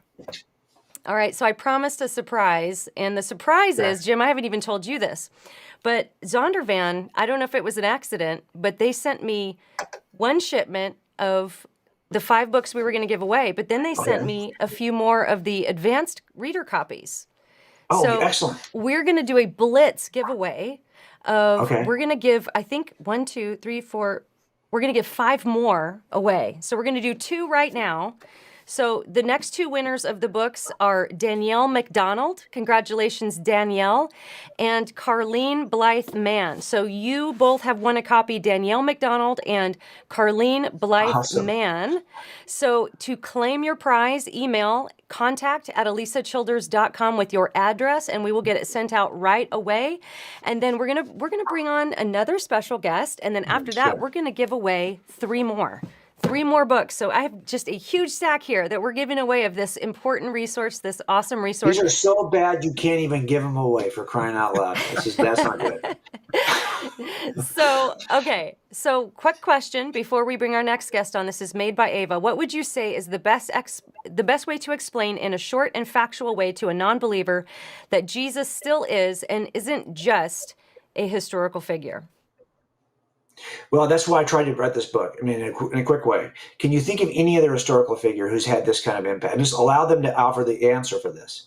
So I looked at, in my last chapter of the book, I looked at every other first century person of interest. And none of them, well, you'll see none of them had the kind of impact that Jesus had on culture and on our calendar and on all those 6 areas of culture I talk about. Then I looked at every other world leader. I have a list of all the other world leaders. You tell me if any of those have had the impact on literature, art, music, education, science, and world religion that Jesus has had. I looked at every other deity or spiritual leader. I listed all of those for you. Take a look at that list. Who's had this kind of impact? So in the end, it's just a matter of saying, well, just tell me, okay, if you think that his impact is just common, well, can you tell me somebody else who's had that kind of common impact then? Who would that be? And whoever they offer, ask yourself the question, oh, Santa Claus is well known. Has Santa Claus followers, has Santa Claus had this impact on, did Santa Claus provide the catalyst for which all modern science emerged? Right. I don't think so. So really, it's a matter of saying, well, who is it you think is of the same level as Jesus of Nazareth? That's what's so amazing about this. Now you can argue, well, yeah, this is a Western culture issue, Jim. Really? Well, it turns out that the science that we now benefit, that was created and innovated and founded by Christians, by Jesus followers, is the same scientific foundation that the entire world stands on scientifically. So it's hard to argue this is purely a Westernish. What you can say is that, yes, it turns out that Christendom in Europe is the location and the worldview from which the sciences explode. But that still poses a problem, because it turns out that that group in Europe is vastly outnumbered by people groups in Asia, vastly outnumbered by larger people groups all around the globe, at least in that continent, right? And so the question is, why didn't the sciences emerge over there, east of Europe? Why did they emerge? It turns out that the sciences emerge in one place at one time, that is in European Christendom. Now, the region doesn't really matter. What matters is the worldview that it serves as the catalyst for this kind of thinking. Had that worldview emerged in China, that's where it would have happened. But it happened here in Europe, because that's where the Roman Empire left its footprint. Yeah. And Jesus was emerged in the Roman Empire.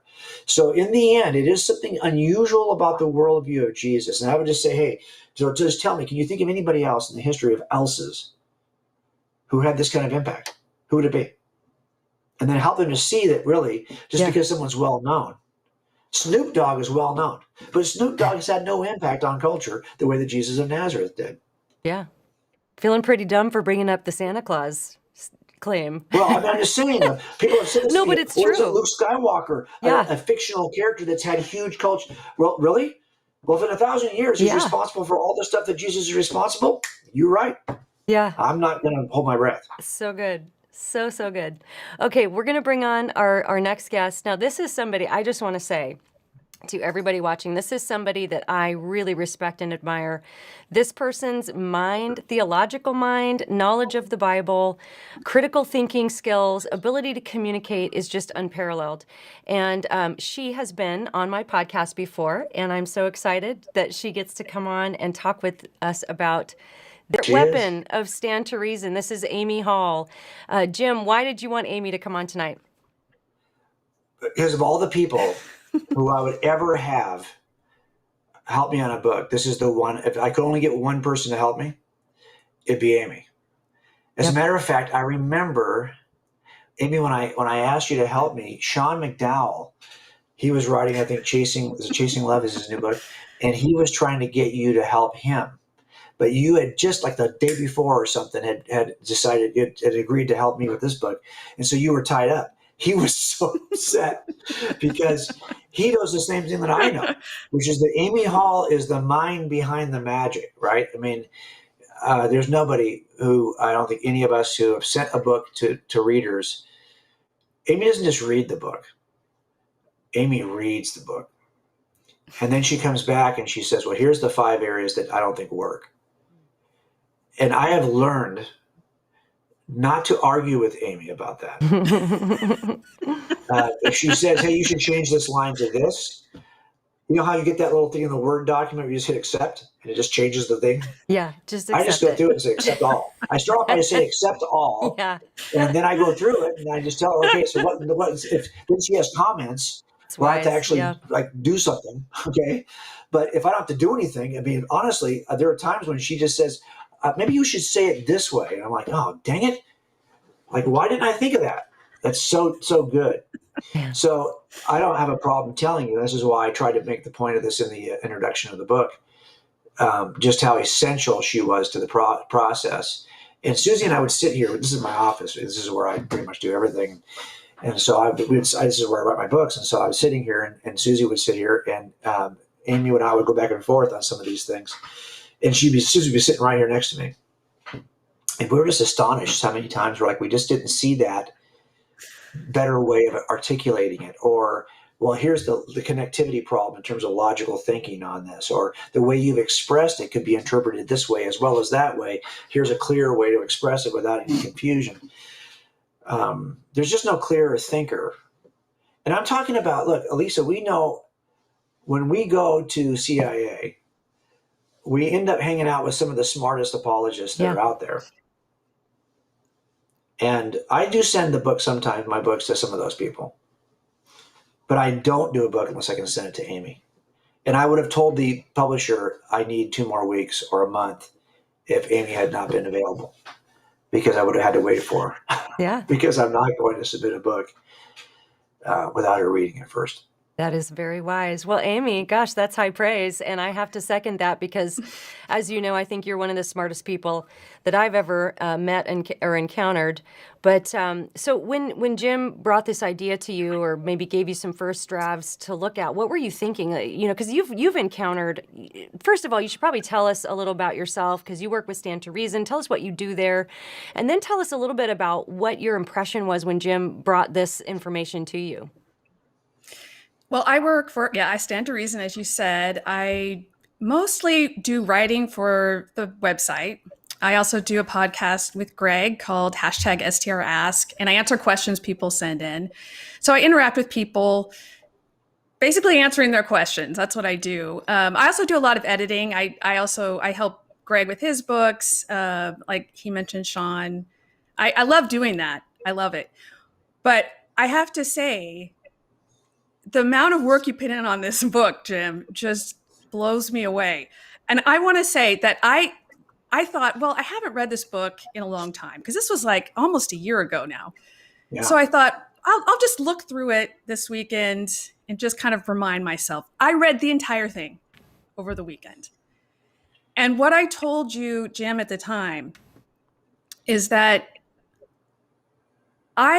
this is the kind of thing that apologetics needs right now. This is exactly the kind of thing, because I've been praying for more of a sense of awe and worship for Jesus in apologetics, because you can go to an apologetics conference and not hear a word of praise the entire time. It's like we forget why we're there. We are there to introduce people to a person. We are there to show people who he is so that they'll love him, they'll follow him. Yeah. And I've been thinking, gosh, we've really been missing some of that in the apologetics world. And I've literally been praying about that for years. And I think I told you this, Jim. I was like, this is exactly what we need. Because in this book, you see the weight of who Jesus is and what he's done. And so many times you hear atheists calling him the magic carpenter, or making some sort of flippant remark about who he is and treating him like he's the Easter bunny. And every time I think, you have no idea what you're talking about. You don't understand the weight of Christianity, what it's done, what it says, how it's affected people. And in this book, you bring all of that to the forefront. And I love it. I love it. So I definitely recommend it to everybody. Well, when you say that, to the way you say it, it makes me almost feel like, are we so I'm 60 now, and there's times when I don't want to do a presentation anymore that I don't get to preach the gospel. But there's times when you're a case maker, you're constantly making a case. I'm not an evangelist. But why am I not an why am I separating these two ideas in my mind? I've had a chance to work in the last couple of years with Billy Graham Evangelistic Association. And so Will Graham, this is Billy Graham's grandson. And he's an evangelist. And I realized that at some point, if we're not doing this for the purpose of bringing people to Christ, then what are we doing? So there's a sense in which I feel like almost bad that I haven't, am I just now in book number 8 figuring this out? The same time, go ahead. You laid a lot of groundwork coming up to now. So all of that was important. But I think this is just the pinnacle honestly. Well, I feel like a lot of this is just trying to figure, like I tell people all the time that if someone like me could eventually write a book and be involved in this work, then anybody can. And so we have to move from being content consumers as Christians to content creators, because so many have not even exercised the gifts that God has given us to do this kind of work. And so there's a point at which I'm saying to myself, okay, so what has God called us to do? What has God called me to do in these years? Right? I mean, this is not an income thing for me. It's not a career. I don't want another career. I just want to talk about Jesus now. I'm getting older. And so I'm just trying to find new ways to talk about Jesus. But I lament the fact that there might be times then when you do apologetics where you're so focused on the case or so focused on the argument or responding to somebody else's case or somebody else's argument that you can get derailed and miss the point of why we're doing all this to begin with. Is that case? I mean, so I've always said that we're trying to clear the roadblock, kind of clear the barriers between people and the gospel. And so to the degree to which a book like this can help do that, that's where it might have value. But what I'm really trying to do is I am trying to talk about, as I get older, okay, I moved from the evidence. I want to talk about the beauty of Jesus. And I don't want to talk about that in a way that doesn't seem like the cop in me says a lot of cops are not going to want to hear about the beauty of Jesus. They want to know, is it true? But the reality of it is, if the truth of Jesus does not move us toward the beauty of Jesus, I don't know what we're doing. Because few of us will respond to mathematical formulas. It's something beautiful we want to respond to. And so right I hope this now, book does that, oh, sorry. Right now, I think this is the biggest objection to Christianity, is that Christianity is not beautiful, that God is evil, that God is bad. And that's what I found. Like, you just watch any debate with an atheist, ultimately it'll come down to the question of God did this, A, B, C, and these are all bad things. So we need to make this case for the goodness of God and the beauty of God. I think that is the number one thing I run into, especially with atheists. Amy, was there a and for those of specific? you who haven't heard that STR Ask podcast, Susie, my wife Susie, listens to that podcast regularly, and I've got so many podcasts. I probably get to like every fifth or sixth one, so I'm not as regular as she is on anyone's podcast. But I try to listen to, especially if I'm traveling, that I can catch up. But what I've been struck with, and I know that Greg's not going to listen to this, so I'm going to make this public statement about Greg Kokel that I know no one's going to hear.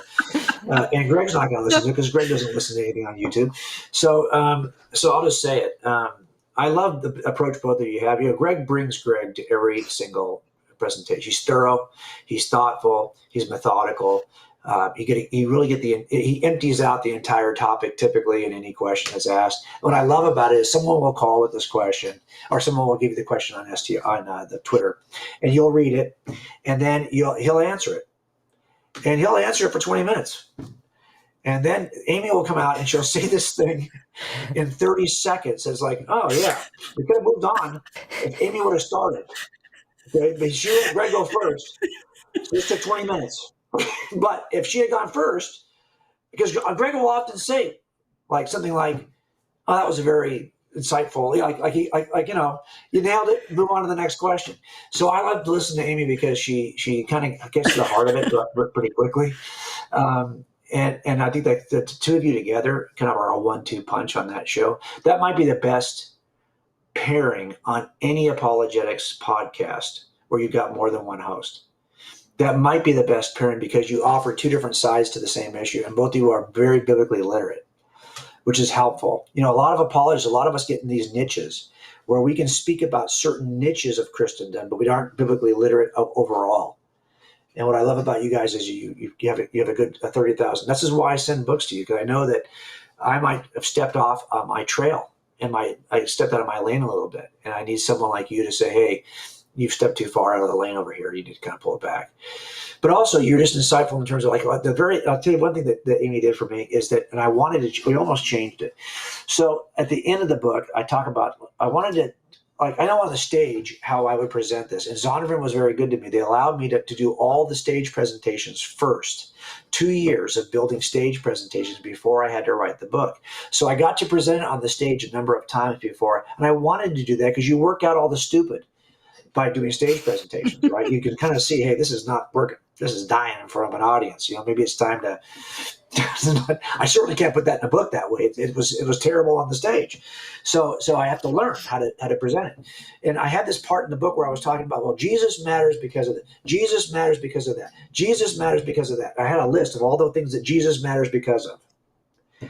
And Amy looked at it and said, it's not that's Jesus doesn't matter because of his impact. Those things matter because of Jesus. She flipped it. And I was like, oh, man, I need to rewrite that whole section because that's so true. And I tried it. I tried to rewrite it. But it just doesn't flow quite the same way.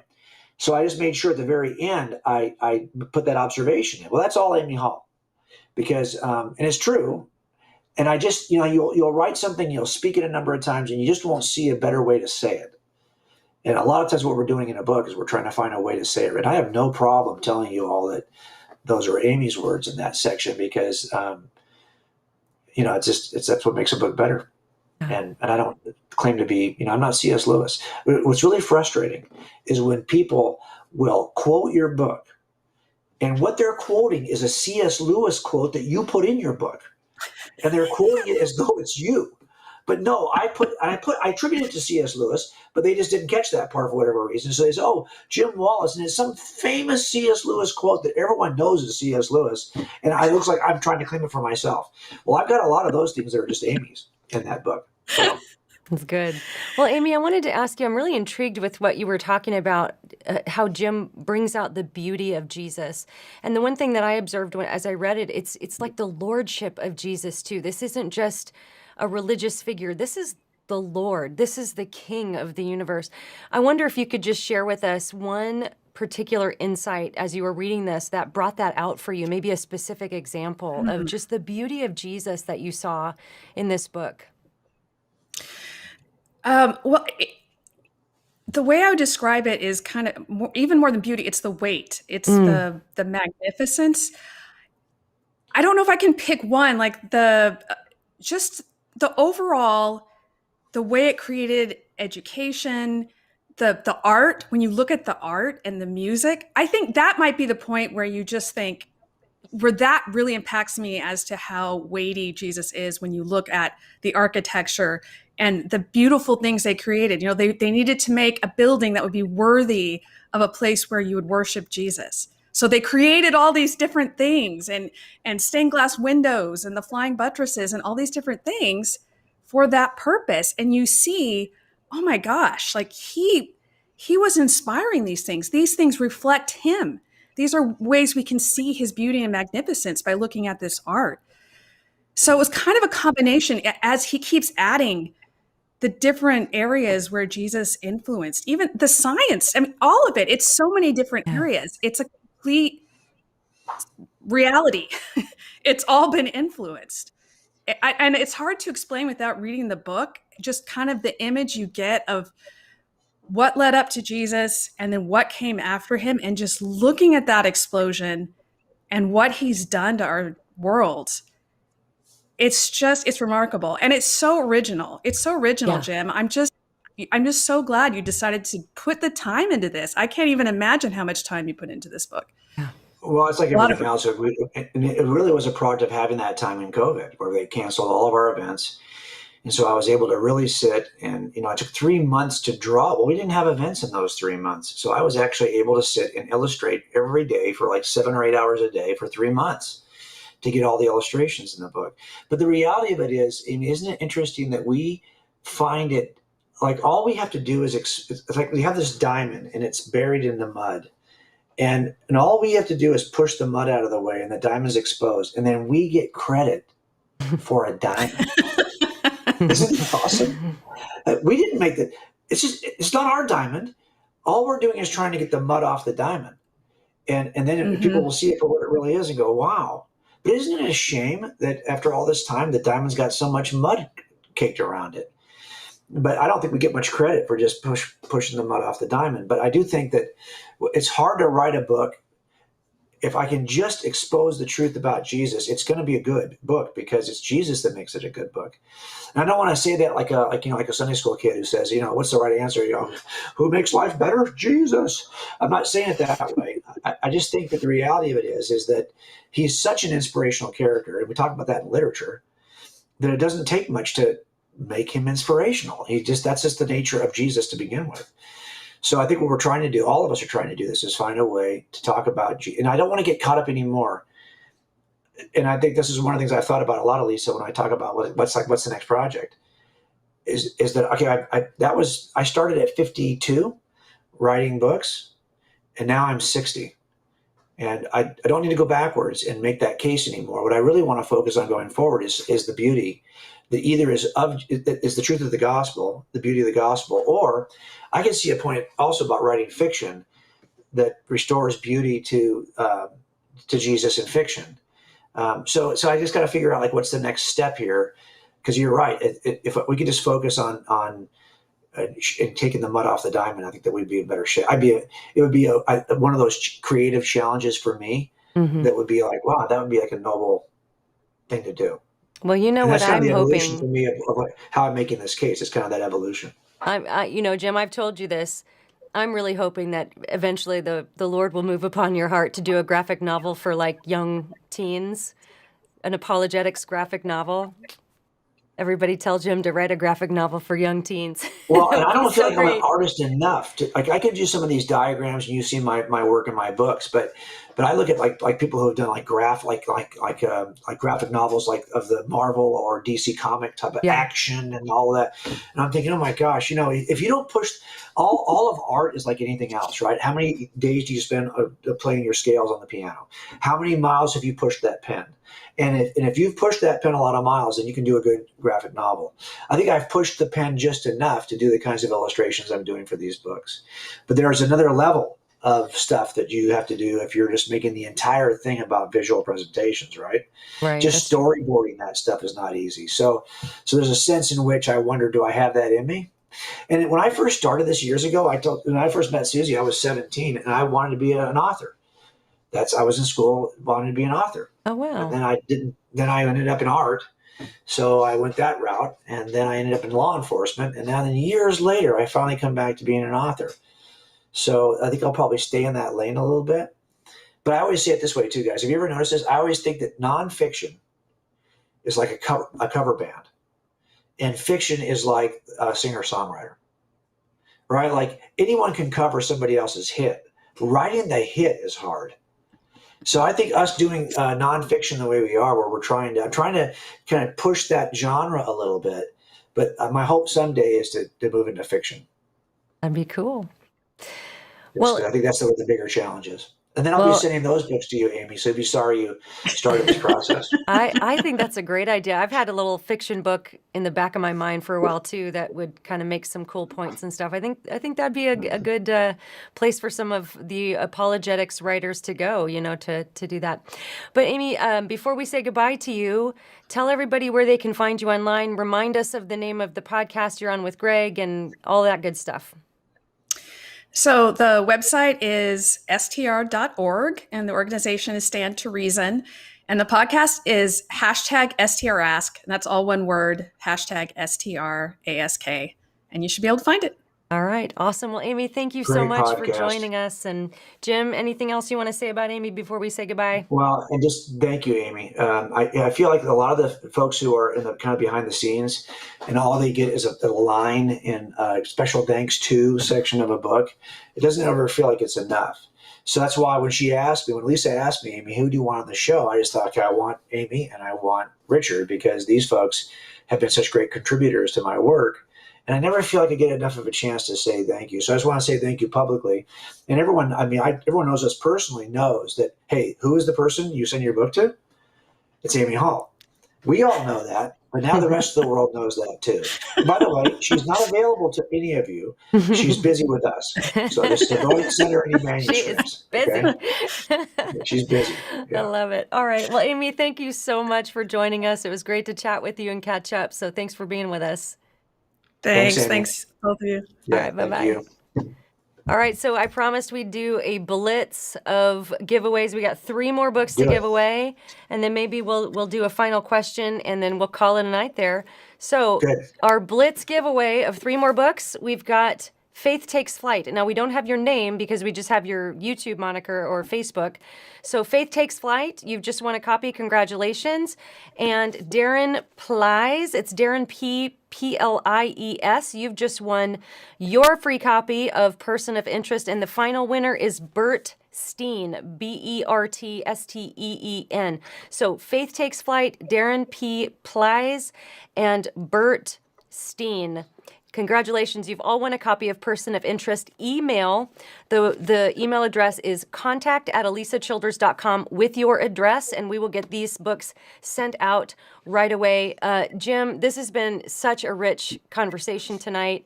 I just, what do you want to leave us with? This is your release day. This is the day the book comes out. This has been a really much anticipated release, especially in the apologetics community. So many of us have been waiting for this. We're excited about it. What would you leave us with? Just what do you want people to take away from this? Just leave us with some thoughts about it. Well, I think here's the biggest thing. For those of you who are reading the book, we're all in the same apologetics larger community. We all love apologetics books, and we all have a tendency to kind of cobble together our library of all the latest apologetics books. And that's all good. But my real hope for this book is that it'll give you some point of conversation. The number one will magnify who Jesus is in your own mind, and then it will help you to express that beauty of Jesus to others. Because that's really the nature of this book. This is not a book that has 15 points about the deity of Christ. No, this is a book that looks at the impact of Jesus in culture and argues that it's so unparalleled that it makes no sense that Jesus is anyone other than who he said he was. And so what I'm hoping is that you'll use this book to share the gospel with somebody. There's a lot of times when I'm looking at it, I'm thinking, well, how would I get from the content of God's crime scene, that book I wrote about God, to the gospel? It's doable. How would I get that from the content of even cold case Christianity to a presentation of the gospel? I mean, that's doable too. But when I look at Person of Interest, I hope it's the smoothest transition you will ever have between making a case from an evidential perspective to sharing the gospel, because I think what this leverages the beauty and the impact of Jesus in a way that the other books don't. Good. And so I'm hoping that's really, by the way, I think that's a much easier stepping stone to the gospel than here. There's 15 facts about the reliability of the New Testament, and then we go to the gospel. So you can know all of that stuff. I just hope that this will open up more gospel conversations than the other books have done. And look, this is why we write books. I mean, why do we write these? This is, this, Lisa, this is the nichiest small market for books that you can find is the Christian apologetics niche. Okay, that's pretty narrow. And so if you're not writing these for the purpose of finding a way to help people share the gospel, shame on you. That's really what we're trying to do here, right? We're trying to figure out a way to help people move from what we know is true to a gospel presentation with our friends. Yeah. And so I'm just hoping this book will be helpful in that regard. Yeah, it's like Norm Geisler talked about apologetics being pre-evangelism. It's not, it doesn't replace the gospel, but it can clear those obstacles that can, so That's someone right. can take a clear look at the cross and at the gospel. Okay, so leave us with where people can get the book, and there's 10 days left on the pre-order. Yeah. So some people are going to be listening to this after that 10-day period has expired. But Yes. tell us about both of this. So if you're listening after that point, you can still get the book and get all Yes. you can get, I think, the PDF too. So tell us about all that. Yep. So we just go to personofinterestbook.com. There's a Person of Interest movie, there's a Person of Interest series, there's a Person of Interest everything. It's a very common term in law enforcement and in detective work. But at personofinterestbook.com is just ours. So if you'll go to that website, you'll see the offers that's there. Yes, we have an offer that we're extending through October 1st. But let me tell you where my heart on this is. I always develop a bunch of visual materials that I use that I want to give away for people who will use the book and teach it at their local setting. So I'm working with Zondervan to figure out, okay, so look, if I can develop a package of teaching materials that I can deliver for free, is there a way I can do that? So I want you to go back and check with that. What I will do is anyone who's ordered the book and has asked for the pre-order offer, if we get some kind of a larger package of teaching materials, I will automatically send you an email with that link. So you will never miss anything that we're going to offer downstream. It's good. But I just haven't really figured out what that's going to be yet. So what we are offering at this point is an ebook, video, Bible inserts, and some discounts that you can get by going and ordering the book now. And I know a lot of that stuff is going to go away forever. I'm just trying to figure out what else can I offer afterwards that'll help you teach the book. But I guarantee you that offer, those materials will not be part of that. So if you wanted those, like, now is the time to get it. But be honest, look, if this has been a blessing to you, and it'll help you share the gospel, then whenever you get it is fine with me. And then maybe you want to wait until you hear if it's any good at all. So that's why I love the fact that you would do this for me, Alisa, because I think people will start to come online here in the next couple of weeks and hopefully share if it's been of any value to them. Yeah. And then that'll help people make a decision about whether they go forward with it. And I'll just add this too. If you've gotten the book on Amazon, it really helps authors out if you'll leave a review on Oh, no Amazon, doubt. because it definitely helps. It kind of triggers, from what I understand, Amazon to put that in the recommended resources if somebody chooses a book that's similar and they see that, oh, people like this book. So if you've purchased the book on Amazon and you like it, you just can go leave, 100 words. It can be short and sweet, just what you liked about the book and why you think it's valuable for other people. It's really helpful for authors when you do that. So definitely do that if you've done that today.